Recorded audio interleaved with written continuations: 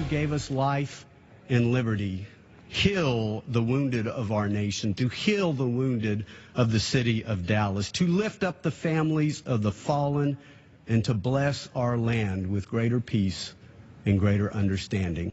Well, that was the heartfelt plea from our next guest, speaking there on the House floor, reacting to the horrible ambush in Dallas and honoring the police department and the 5 officers who gave their lives to protect the people of that now grieving city.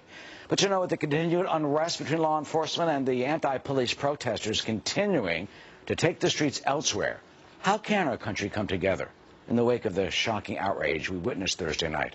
Congressman Jeb Hensarling of Texas joins us. His district does include parts of Dallas. Congressman, our hearts and prayers and thoughts go out to you and your constituents today. Thank you. This is a Sunday of prayers, of reflection, of soul searching. We heard from Shatimia Taylor, the mother who was wounded, in that emotional, poignant plea. She thanked the Dallas Police Department today, talking about how the police officers, saved her life. Jumping on top of her when they were getting shot, saying how they were going toward the gunfire to save the innocent people of Dallas. Can the rest of the country come to that same conclusion, and how can we come together? Well, indeed, it is a day of hope and of prayer, and I listened to that interview, and it was most poignant, and it was an emotional moment to be able to hear that, and you just hope and pray that as bad and as evil as this deed was, that something good can come out of it. And it's a reminder that of all the problems that face our nation, there isn't always a legislative solution out of Washington, D.C. There's nothing we can do in Congress to legislate hate that is in somebody's heart. And so, you hope all over America, people will just start to think, am I here to deepen the wound, or I'm here to heal the wound?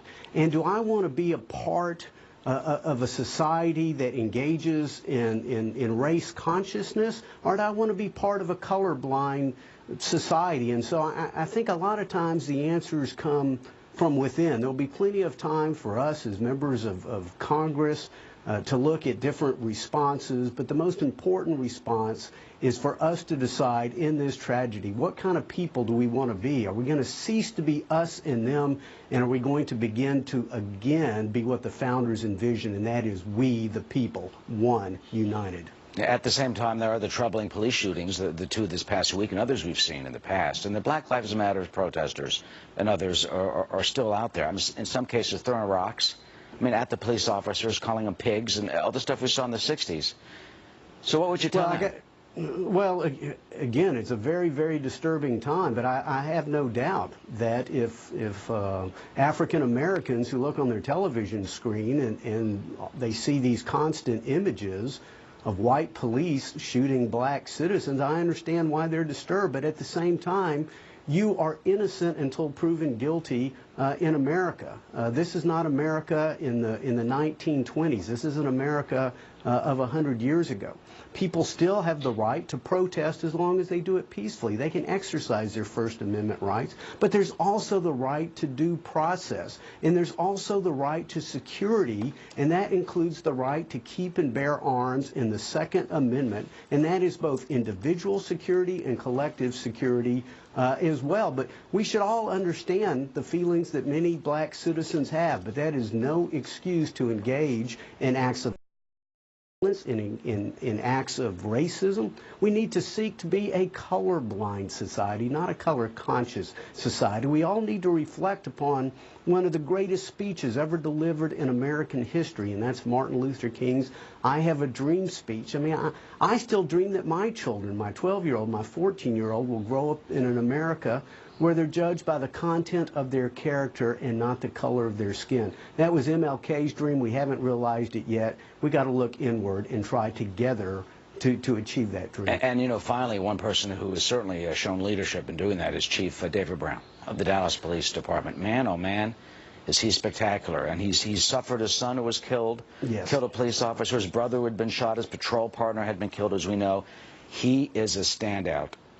Your thoughts? Well, as a Dallasite, we are proud of our police chief. We are proud of the men and women who serve us. I don't look upon, what the chief does just as a member of Congress. My family lives not 4 miles from where this horrendous act took place. And so my family is safe and secure because of what this police chief and all of his men and women do. And again, the harrowing tales of those who ran towards gunfire to protect protesters, some of which were protesting the police's very existence. But to protect them, to run towards gunfire, just incredible story. We are blessed in Dallas and blessed in America for the 99.99% of policemen who do the right thing every day, putting their lives on the line. And Chief Brown made that exact point a little earlier today. Thank you, Congressman Jeb Hensarling of Texas. Thank you for your reflective thoughts and insight this afternoon. Thank you.